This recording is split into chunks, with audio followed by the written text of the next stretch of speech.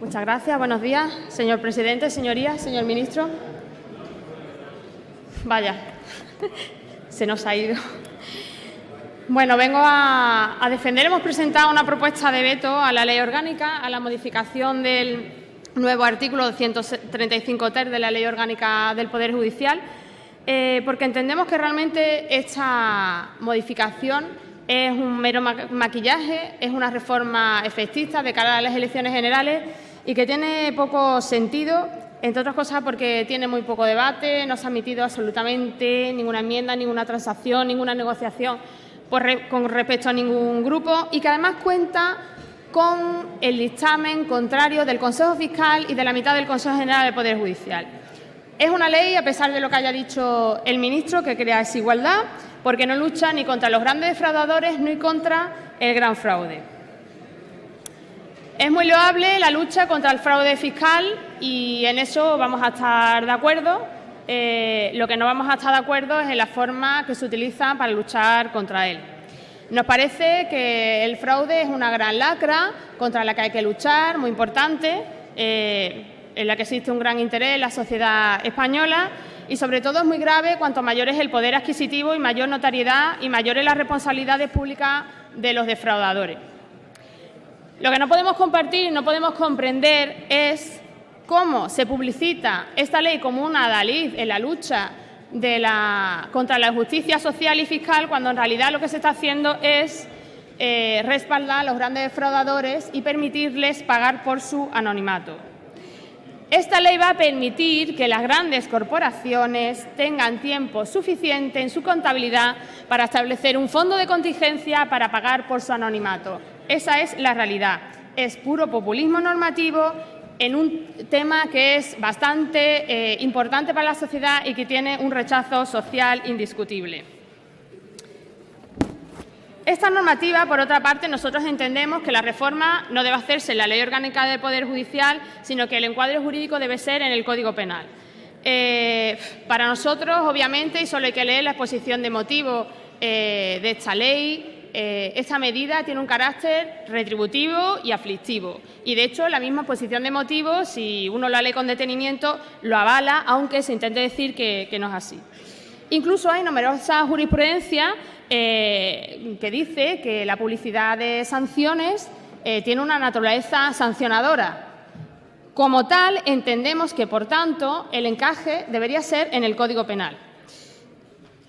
Como reforma del Código Penal entenderíamos, igual que comentábamos ayer con la Ley Orgánica de la Ley de Enjuiciamiento Criminal, que cualquier reforma del penal, ya sea la ley sustantiva o ley procesal, pues debe hacerse con suficiente consenso, con acuerdo y darle intervención además a los operadores jurídico-penales, criminólogos y penalistas, en cuanto que la práctica muchas veces, en cuanto que se prescinde de ello, después nos encontramos con que la aplicación de esta normativa viene poco a orientar el artículo 20, lo que deben orientar las penas, que es la reinserción, que dice el artículo 25 de la Constitución. En cuanto a que tiene una naturaleza aflictiva y sancionadora, entendemos también que el régimen transitorio medio que se aplica en la disposición adicional, en la disposición transitoria, es inconstitucional, viene a ser contrario al artículo 9.3 de la Constitución respecto a la retroactividad de las posiciones sancionadoras y no favorables de derecho. Lo que se desprende de la exposición de motivos, desde luego, es que viene a coincidir con los mismos principios de la pena. Es decir, esta medida viene a tener un carácter de retribución, prevención especial y prevención general y prevención especial. Debo estar igualmente cansada que anoche, que me estoy liando. Bien, nos preguntamos cómo esta medida se pretende tener un carácter de ser útil para la prevención general cuando en realidad la ciudadanía va a admitir o va a asimilar que los ricos, los millonarios, no se les va a aplicar esta norma. Entendemos que de cara a la prevención general no tiene ningún sentido. Pero en cuanto a la prevención especial, realmente este grupo privilegiado que va a poder salvarse de la aplicación de esta norma pagando, tampoco va a ser efectivo para ello, con lo cual entendemos que no tiene ningún sentido. Esta reforma, y perdónenme la expresión que voy a utilizar, nos parece una tomadura de pelo a la ciudadanía. En la exposición de motivos se dice también que la finalidad de la norma es reforzar los principios de publicidad judicial, transparencia y eficacia de las actividades públicas. No entendemos cómo puede sostenerse que se va a utilizar la publicidad para luchar contra el fraude cuando en realidad no se aplica la norma a los mayores defraudadores que van a poder saltarse esta norma utilizando, además, son defraudadores que realizan conductas muy reprochables y que tienen conductas totalmente insolidarias. No lo podemos comprender. Nos parece absolutamente contradictorio, además, utilizar el principio de transparencia en la lucha contra el fraude fiscal cuando en realidad en ningún momento se plantea la transparencia, dar publicidad a las personas que se acogen a la amnistía fiscal. Y en este sentido, sí sería interesante, de cara a la prevención general, en cuanto que contribuiría a evitar el fraude de cara a posibles posteriores procedimientos extraordinarios de regularización tributaria. Tampoco se han planteado en ningún momento darle publicidad a los grandes fraudadores por sanción administrativa que paguen por ello. Y tampoco se han planteado en ningún momento hacer público las listas Falciani de grandes contribuidores con fortunas en el extranjero y paraísos fiscales, lo cual ayudaría a la conciencia social de que hay que contribuir en España, hay que contribuir en momentos de crisis en el Estado español y, desde luego, es lo más patriótico, cosa que le gustan a algunos comentar.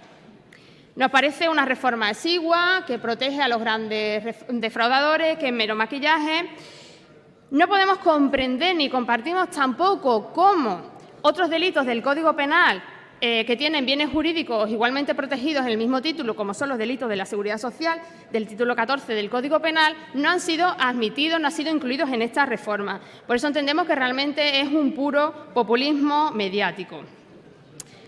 No entendemos tampoco absolutamente nada, y por eso pensamos que realmente esta reforma es realmente una reforma efectista de cara a las elecciones, que no se prevea la publicidad para otros bienes jurídicos igualmente importantes para la sociedad o incluso más, y que son delitos muy graves contra intereses generales, los delitos de corrupción.